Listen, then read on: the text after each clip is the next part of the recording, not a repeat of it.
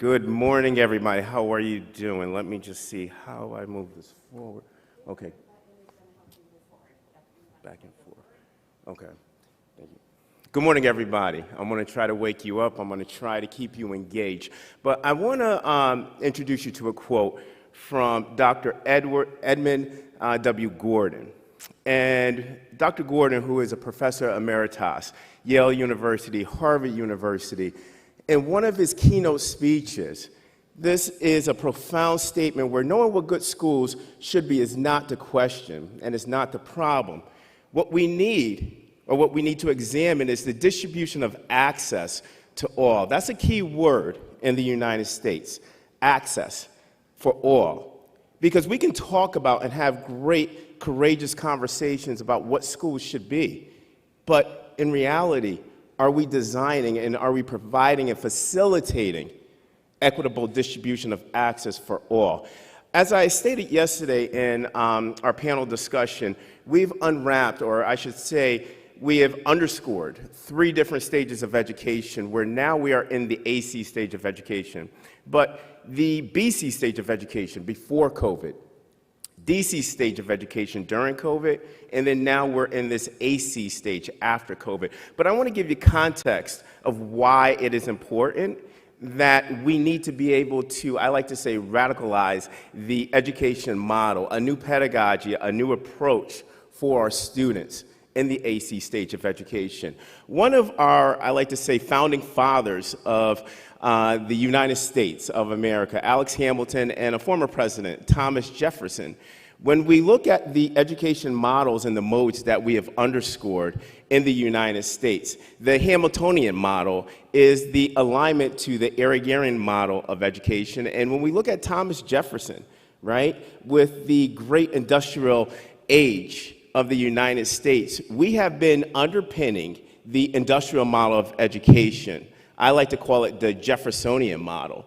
And when we look at how we have created these specific structures and elements in education, we continuously to see this in our classrooms, where we have our teachers, right, dissemination of information to our students in this linear pedagogical approach.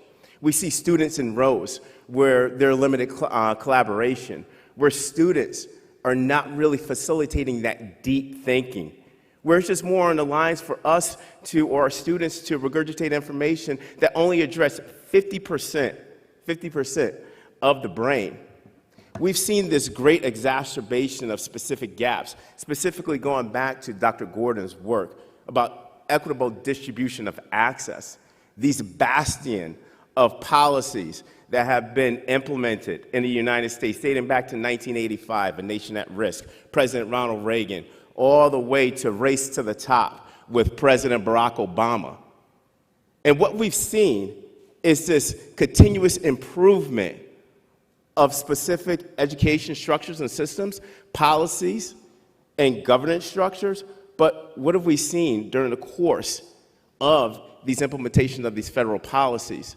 Everybody can remember the great implementation of the No Child Left Behind, where we've seen proficiency scores separate our schools, but did not create equitable environments for all. So I think that this is comical when we see Secretary Arnie Duncan, right, where he says, yes, we have this focus on the standardization of scores and how we look at our schools, but are we truly preparing our students for the necessary skills, jobs, and the critical learning and deep learning that prepares our students for an economic demand that is going to be challenging, that is going to be uncertain, and most certainly it is volatile and ambiguous. So this BC stage of education, right, everybody is stating, okay, there's an issue, but are we truly looking at the architecture? Are we truly looking at the structures and the designs of the system? Because in reality, we keep going in this cyclical cycle of we're not improving, but W. Edward Deming states it perfectly, right? Every system is perfectly designed for the results that it's getting. So when we talk about the racial gaps, when we talk about the inequities, when we talk about the disjunctions that we see in the education model, we're actually getting what we are implementing. It is perfectly designed for the results. Now, when we go into the DC stage of education during COVID stage, this is where I believe we all became keenly aware of the inequities, right? Even though COVID presented, I like to say, this time of permissionless, where we can innovate, where we had to use technology, where we had to underpin and underscore new practices, creative practices to mitigate the spread of the virus, understand the novelty of COVID, but at the same time ensuring that we are educating our students with this high-quality notion of providing instruction. But what did we see at the conclusion of COVID? This is the long-term trend assessment that is administered by NAEP, right? And the long-term trend assessment assessed 9-year-olds in the United States. And what we saw within this administration during COVID was we saw the greatest exacerbation of specific gaps, achievement gaps, where the first time since 2004, literacy scores reached an all-time low. The first time we actually seen the aggregate in the numeracy, in our numeracy sections and components since 1980 with this draconian slide of achievement.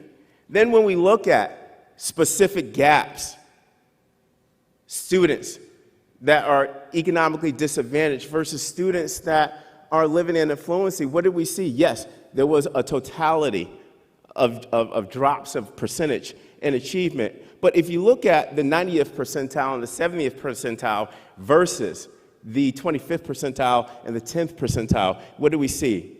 The greatest exacerbation between those percentiles, because students that are in poverty are in the 25th and 10th percentile, where our students that are living in this level of affluency drop from the 90th and 70th percentile. So when we see education in the United States, the impact of COVID, now we have greater gaps to close. So we have to be innovative. We have to be creative of how we address this. On top of this, first time I like to say, we actually had a study that actually identified what are those key targets, or I should say, what are those key skills that students need as we move into what I call this Delta 2030. Now, the McKinsey Global Institute generated a report during COVID, and this report outlined 56 different Delta competencies. This is now we have to make the transition from skills to Delta competencies. What does Delta mean? Distinct elements of talent. That is a fundamental, radical shift for our students, for the education sector, for the education paradigm. We're not just focusing on linear skills, but we're focusing on distinct elements of talent, competencies. And if you look at the 4 domains within the Delta 2030 study, right now, currently, the industrial model of education, the Jeffersonian model, only addresses 2 domains, cognitive and interpersonal. So if we want to adequately prepare for our students for an uncertain, a volatile environment, we have to holistically change the education model to be able to address the last 2, self-leadership and digital. So when we analyze now the industrial model of education, we have to move beyond specific skills of cognitive and interpersonal, college ready, where we have to move to now the 4 domains, the 56 Delta competencies that are embedded within this study, where self-leadership and digital leadership is incorporated into the education model. How do we do that? How do we address that? Well, we have to. It's inevitable. Because why? Our students that we're educating, Generation Alpha and Generation Z, demands that. Generation Alpha, with the nickname Generation AI, and Generation Z, they're begging for an education that underscores self-leadership in digital environments. So now we're at this inevitable point where we're seeing this great gap this great gap from the LTT assessment. We're doubling down on an industrial model that is not conducive for Generation Alpha and Generation Z, and we have 56 Delta competencies that we have to be able to address to ensure that we're preparing our students for a future-driven environment. So what we see now as we're moving into the AC stage of education is a design gap, right? Because W. Edward Deming stated, we're getting the outcomes that because our design of our model is the same now. As we move into the after-COVID stage of education, last year, the 2022-2023 academic year, the first year in the AC stage of education, we have to create an heightened level of urgency for Generation Alpha, Generation Z, and urgency to be able to close systemic gaps that have historically been underscored in the Jeffersonian model, in the industrial model. I like to call it the military model that prepares students for an industrialization that does not exist, where now we have this level of technology, emergent technologies, generative AI, where we have to prepare our students for skills we don't even know about. So this is why I created Agile Evolutionary Group and disruptive excellence in education. Now, we're going to get into what disruptive excellence in education looks like because, again, you're going to feel uncomfortable when you hear some of this stuff because why? It is not a part of our standardization or the typical pedagogy or system design that we know of in education. In the DC stage of education, we started to change our vernacular where innovation, ideation, iteration, prototyping, looking at archetypes where now we have to underscore big data and analytics and mining was not a part of the fundamental vernacular in education. So AEG has this business model where the value proposition in the business term, or the educators that are in here, the theory of action, leads to this level of innovation and excellence. The three elements of partnerships, thought leadership, and consultation that encompasses or works in this triangulated manner that moves organizations in various industrial aspects or industry aspects to this level of innovation and excellence. Within the business model, I like to say there's the portfolio of verticals. There are 6 verticals that are incorporated within the portfolio that makes up the business model. But specifically for this presentation, I'm going to focus on vertical 3, which is around organizational strategy and transformative model disruption. Because what we have to do now is we have to create and design a model that is continuously emergent to support who? Our most important customers. I know that there was a question on LinkedIn yesterday, should we call our families customers? Yes, because they're directly aligned in our students. Because our most important customers in the education sector are our families and our students. The reason why we have to move to this next level of the emergent model is for our students that we are serving, Generation Z and Generation Alpha, who has to have a pedagogy that is the antithesis of every one of us in this room, including me. We cannot carry on to continue the same systems and structures design, the implementation of instructional practices for students that has a different engagement within the economic demand. So, what is disruptive excellence in education, right? This is more on the lines of, I should say, business science, right? I should say systems design or R&D work, where now leaders in the education sector have to adopt agile capabilities to be able to assess the drivers and the signals to leverage fundamental change in education. Yes, we as education leaders, we as educators in totality has to adopt agile capabilities, and we have to be able to look at through a diagnostic lens to assess the drivers and the signals to leverage fundamental change in education. We have to be able to assess what the economic demand is driving us to be able to create this new model. As you can see, the military model or the industrial model underscores what I like to say a supply-driven outcome, where now we have to look at it from an economic-driven outcome in order to be able to design and align our instructional practices, our design of our system for our students. Now, in my book, Intentional, Bold, and Unapologetic, A Guide to Transforming Schools in AC Stage of Education, I unwrap this research in this theory, and the research in the theory to be able to guide this transformation, because across the United States, they ask, okay, this is great, this sounds great in a theoretical sense, but how do we underscore this in a practical sense where the application is systemic and is scalable? The disruptive effect, as I like to say, incorporates the anchors of innovation science working in this tandem, or I like to say this punctuated equilibrium with the disruptive excellence framework. Now, the anchors of innovation science, it features what I like to say the leadership pillars of transformation, where now when you adopt, or when the leadership pillars of transformation becomes an undergirded practice for you, you have the mindset, the leadership mindset around science, this level of science to be able to incorporate into your practices, where the conceptual model of the disruptive excellence framework provides that structure, that diagnostic and prognostic structure to be able to guide transformation. So the anchors of innovation science, right, is re-engineering your leadership tactics.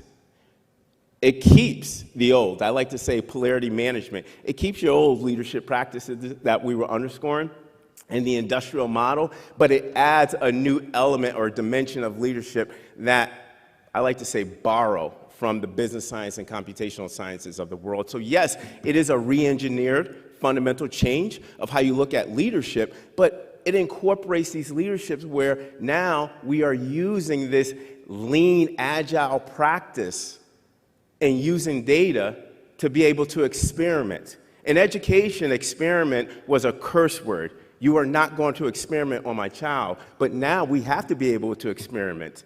A/B testing in education, we can be able to do that in order in alignment to scale what best practices is. Because by definition, innovation is equity. Innovation is excellence. Creativity is excellence and equity. So the anchors of innovation science, what is it? These are 5 pillars that will underscore transformational leadership in your organization. First one, lean practices.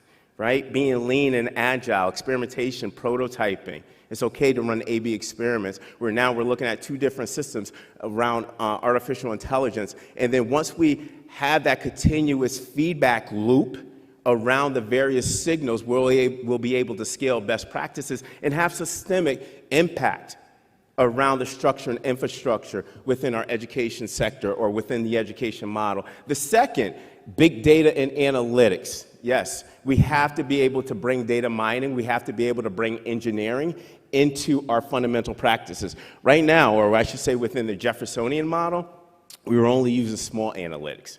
We were only using isolated item analyses. We were only using small content analyses where we would look at trends with regards to aggregates. But we have to go deeper, predictive analytics. We have to go deeper and now challenge, right, the scientific aspects of our systems by incorporating data science. Yes, we do.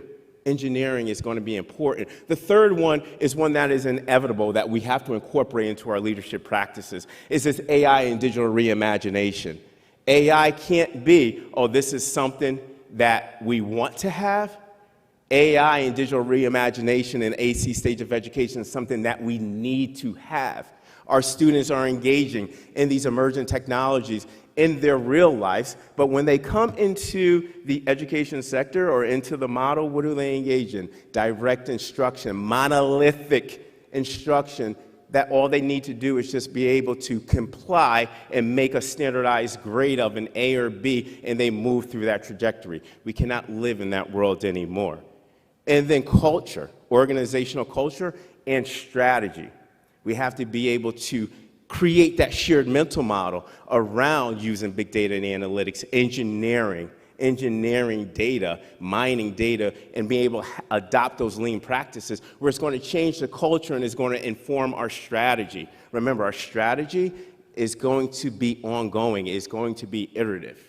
So once we incorporate the 5 leadership pillars of transformation, where now we are holistically adopted at anchors of innovation science, to be able to move into seamlessly the disruptive excellence framework. I like to say organizational and systems innovation, because we have to start innovating various elements. We have to start innovating various tenets within education. So what is the disruptive excellence framework?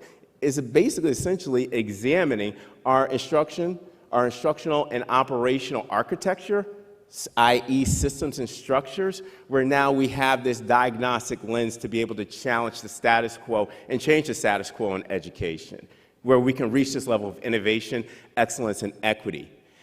The disruptive excellence framework also supports the technology or technological-driven change in the education industry. It is inevitable that we have to incorporate technology to be a part of the systems design, to be a part of the radicalization of education, and then now it is the upheaval of the business model. We are eliminating slowly the industrial model or the military model with multiple micro innovations, where now it becomes systemic, where architectural change happens, and then we have serial disruption. But the serial disruption is the alignment to the economic demand that our students and families engage in every single day. I always say this: why do our students engage in an economy of Lyft, of Uber, of Amazon, Amazon Prime, these hubs, but they come into a school where they're still underscoring the taxi? That's a disjunction. We don't want to provide our students with a taxi education. We want to be able to provide them with that Lyft, that Uber, that innovation that they engage with every single day. Our students, they're not compliant. They're demanding to have this. So the disruptive excellence framework is pretty much 3 frameworks that I disrupted from the business sector, as well as computational science. You have 3 different value features that are incorporated into one framework. I call the innovation core, the excellence loop, and the creative staircase. As you can see, they're all integrated into one, where now this triangulation, this reciprocity between these two, or between the 3 value features, you can operationalize them in an independent manner to address specific independent structures or systems, or collectively in this integrated manner, you can be able to address specific apparatuses within the instructional model or the business model of education. So what are these 3 models? The innovation core. There was traditional research that came out of Harvard University, the instructional core, right? And the concept, I should say, the theory behind the instructional core is that in this interrelated manner, teacher-student content, right, you can be able to improve your systems, whether it be your instructional or operational systems, or even your systems design, by incorporating those 3 elements. This is from Dr. Richard Elmore. But what we saw in COVID, the instructional core got disrupted, teacher-student content, to where now we as educators was fundamentally underpinning what I like to say technology, artificial intelligence, and data analytics, right? Asynchronous instruction, synchronized instruction, new AI technologies and tools that were implemented during COVID. We started looking at the instructional core differently.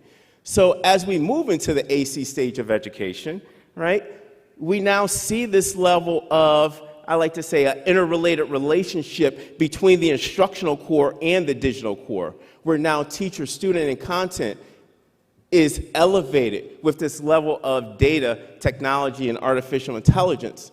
And as we look at our systems and structures, what do? Yes, this is design thinking 101, essentially, where now we design, test, we iterate, and we scale promising practices for our students. When I think of the excellence loop, these are the elements that you see, right? In the United States of America, equity is a taboo word. You can't, if you go, equity is polarized. So you know what I just did? I just changed equity for excellence. because all of our families, all of our teachers, every education entity, I don't care if it's in the United States or worldwide, we want excellence for our students. And the elements that we see within the excellence loop challenge the notions around what equity or excellence look like in our school systems. So when we talk about performance gap, when we talk about the expectations gap, we bring in this cultural competence lens, or we try to establish in theory to metabolize cultural confidence, where now the performance gap, we are looking at culturally responsive practices. We're providing access to all because we're using innovation technology to be able to close the access gap. Now time, learning in place is not this integrated model, but we can create access and opportunity where time, learning in place can actually be differentiated by our students. But again, we have to be able to understand where our practitioners and where our leaders are, hence the preparation gap. So as we continue to address these elements around equity and excellence, we have to be able to raise the expectations for our students, for our systems, for the education sector in totality. And the third, I like to say, this is where the fun work is. This is where we roll up our sleeves and we're able to provide these step functions to change structures and systems in the education model. We're now this tiered process of the creative staircase. Remember how I said it at the onset? Multiple micro innovations to be able to reach this level of serial disruption? Well, these are the step functions that will get you there.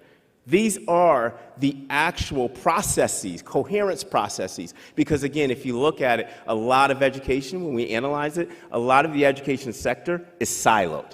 But now we have to create these interdependent, interfaced systems and structures for our students. So coherence process one, what is that?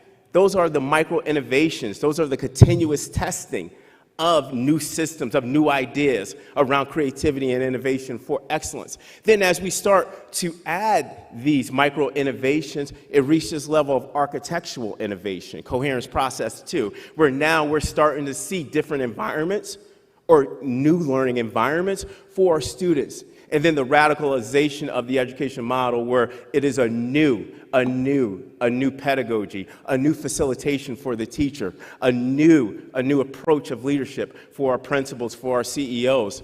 This is a new governance model for our Board of Education and Board of Directors. Because once we start looking at that, right, improving modularity strategically and intentionally, where once we improve the modularity of those systems and efficiencies, we move to that second step, and then where now radical change can occur, serial disruption can occur, because we're continuously what? Adopting agile principles, agile competencies, where we are assessing the drivers and the signals within education. Can this happen? Yes, but it takes time. It takes perspiration.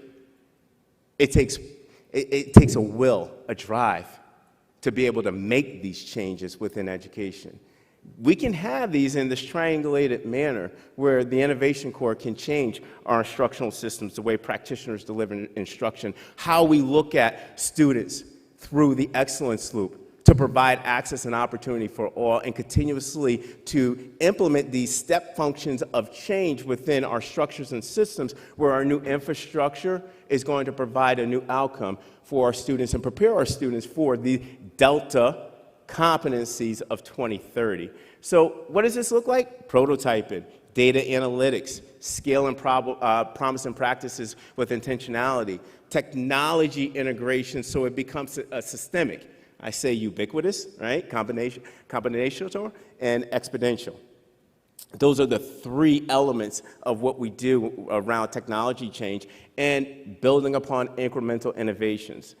This is scary because this is a radicalization of what we know from the Jeffersonian model, albeit the emergent model provides an economic demand preparation where we're preparing our students for a future we don't know. We're creating a future-driven environment. We should be comfortable. We should be vulnerable where we could say we don't know in education. But we are going to continuously explore in this descriptive, prescriptive, and catalytic manner, whereas diagnostic and prognostic, where we are continuously exploring to close excellence and equity gaps. Clay Christensen, professor at Harvard University, God rest his soul, passed away a few years ago. He says this, and I quote, "Breaking an old business model is always going to require leaders to follow their instinct." There is no concrete answer, binary answer, when we explore with changing the education model. But I can tell you this, he says it perfectly, right? There will always be persuasive reasons not to take this risk. We have to take this risk, because if we continue to perpetuate a model, the industrial model, we are going to lose Generation Z and Generation Alpha. So I challenge you, we have to start breaking the traditional model for two words, innovation and excellence. It's okay to be different. It's okay to think different.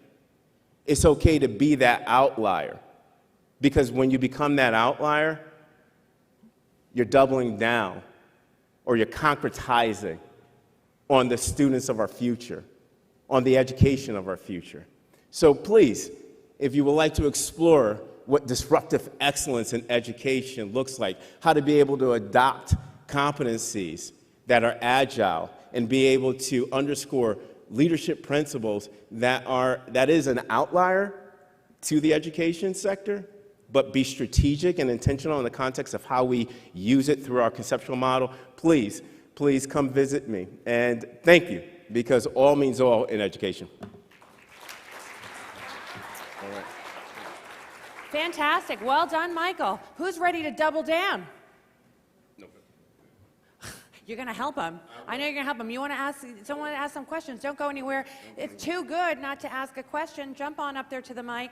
We got time for at least one. Oh, and I knew you were coming up. I can see why you said I need to listen to your talk after we talked last night. Yeah. I believe that what you've outlined is not I don't know the word because I'm dyslexic, a heretical model, which we currently have, in the sense that I think the thing you're missing is that AI is going to drive your cycle. It's not going to be boards of directors. It's not going to be educational boards anymore, because the big data you talked about is going to be basically arrived by the AI. The AI then is going to feed those innovation cycles, which is then going to provide those outcomes that are via A/B testing and other things, right? In multiple, and it's going to happen so quickly that boards just won't be able to react, and they're going to have to just let go and let this transformative thing. And that's why I have the wave on the back of my kimono. The wave represents AI, people. I come from Japan, where the tsunami happened.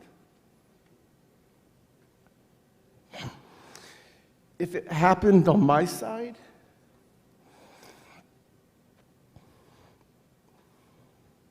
my community, it would have been gone. I live on the other side of Japan, on the coast. Right now, to give you the image of what's happening for you to understand, is you're looking out onto the beach and there is no water. There is a tsunami headed our way so fast, and it's going to change everything so quickly. And this is why you have Senate hearings, why you have these AI scientists saying, slow down, slow down, slow down, slow down. The simple fact is, there is an Ouroboros, an ancient symbol of the snake eating itself. The definition in Wikipedia is wrong. That snake, that head, is our business model that was hatched in 15th century Florence, that grew up as a teenager, that became this multi-headed hydra in all these industrial complexes. Look around. And where we're at now is the head of the snake is devouring its head. Because after AI becomes AGI, which it will, my work is going to bring about AGI not in 10, 15 years, but potentially in 5 years. Fantastic. What question do you got for Michael? So my point is, I apologize, I didn't mean to hijack Michael. That's fine, that's I fine. apologize. Time's Is gone. that what you have described Yeah. is an amazing blueprint Yes. for AI. Yeah. You're still hung up on the boards and trying to fit what you have geniusly pulled together and trying to fit it in this hierarchical system. Yeah. Forget that system. Because AI is going to do everything that you just said. Thank you. Thank you, Michael. Thank you. I And- see collaboration in their future, right?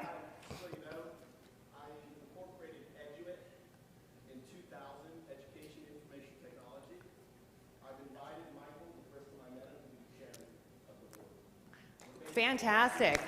Well done. We're going to get you on the mic so everyone can hear you. We're going to keep Thank you. this party going. Anyone else for a question for Michael before he goes? Busy guy up here. My question is more, I come from the German school system. Yeah. And the one thing about the German school system, we use a system that's 150 years old and it has barely changed. Therefore, and every student that goes to the system, and I've been also in the American system, every student agrees it has to change. Yeah. Unfortunately, many of the boards, many of the Yeah. governments are unwilling to see that there is need for change. Right. So how exactly, I mean, I love the idea. I Yeah. want there to be change. Yeah. How would you go about convincing the other side that you unfortunately need to convince that there has to be fundamental change? Yeah. And what do you do with the teachers and headmasters who are not willing to change because that means they have to change their own way of teaching? Yeah. A mentor of mine, that's a great question, thank you. A mentor of mine, Dr. Bill Daggett, former CEO, founder of the International Center for Leadership and Education, now the founder of the Successful Practices Network. He always categorized stakeholders within the education ecosystem from a cultural standpoint, third, and third. You got your 1/3 that are your extreme innovators. Mike and I, we're going to jump off the cliff and we're going to do it, right? Then you got your second tier, your third. Wait, let me see how the first tier or the first third, let me see what they do. Let me assess what this is. And I might dip my foot in, take it out, and then once I see success in that, and I'm going to jump in. Then you have your last third, your final 1/3, right? I have my 1965 lesson plan, and I am not going to change, even if technology or artificial intelligence is coming into the ecosystem. I refuse to change because my 1970 or 65 lesson plan is still relevant, right? My challenge to everybody is this. You find your 1/3. Everett Rogers says this in the diffusion of innovation theory, your 2.5%. You find those people, those group of extreme innovators, and you double down and you keep on going with that because that 1/3, that second tier, becomes now the majority. So you have 75%, 2/3, right? The 25% are going to be isolated. What does that mean? They get off the bus. And then you find your continuous building that model or building your team, building the coalition, as we say it in the education sector, right? You continuously to build that coalition. But you want to find the first 1/3, your 2.5%. Then you'll get that second third, your early adopters, you get those on board, you got 75%, and you continue to move the momentum, but you got to be intentional with capabilities. Amazing. That's it. Double down. Michael, Dr. Michael up here.